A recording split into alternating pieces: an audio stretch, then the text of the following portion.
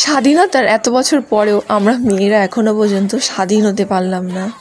আমাদের সম্মান, মর্যাদা, অধিকারের জন্য, সম্মানের জন্য বিশেষত লড়তে হচ্ছে আমাদেরকে। সাম্প্রতিক ঘটনা, আর.জি. কর হসপিটালের জুনিয়র ডাক্তার মৌমিতা দেবনাথ যেভাবে ওনাকে চলে যেতে হয়েছে, সেই জন্যই আমরা আজ আন্দোলনের পথে গর্জে উঠছে সারা বাংলা। তো আমাদের এখানেও সেই রকমই একটি আন্দোলনের আয়োজন করা হয়েছে। তো আজ 8ই আগস্ট, তো বিকেল 6টা থেকে তো আমরা সেখানেই যাচ্ছি। আর কি বলবো, মানে খুব দুঃখের সঙ্গে ভিডিওটা করছি। ভেবেছিলাম ভিডিওটা করব না, কিন্তু খুব দুঃখের সঙ্গে ভিডিওটা করছি। এভাবে কেউ করতে পারে?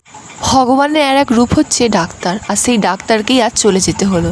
সে থাকলে কতই না মানুষের প্রাণ বাঁচত বলুন। ছি, ধিক জানাই এই বাংলাকে। সারা দেশ বিদেশ কিন্তু আন্দোলন হচ্ছে, মেয়েদের সম্মানের আন্দোলন। এই আন্দোলন, এই আগুন কিন্তু জ্বলবে।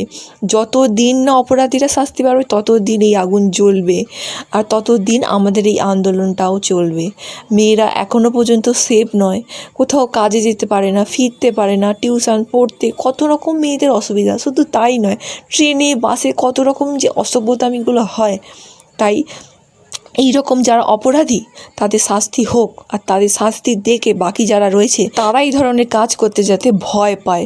সমাজে এই রকম ঘটনা যেন আর দুবার না ঘটে। সত্যি মানে যেভাবে এই ঘটনাটা ঘটেছে, এই আন্দোলন কিন্তু আমাদের মধ্যে চলবে।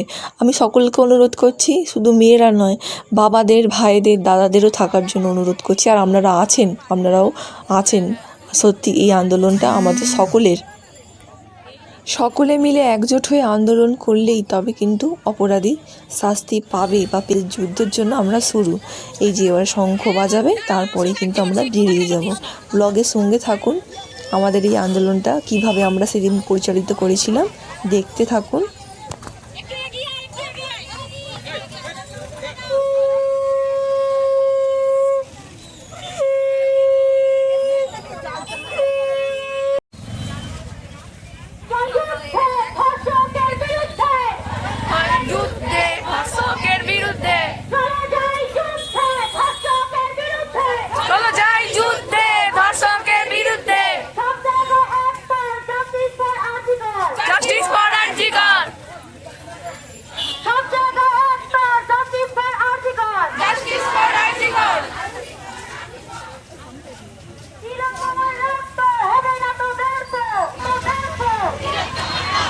হবে না তো ব্যর্থ, তো হবে না তো ব্যর্থ।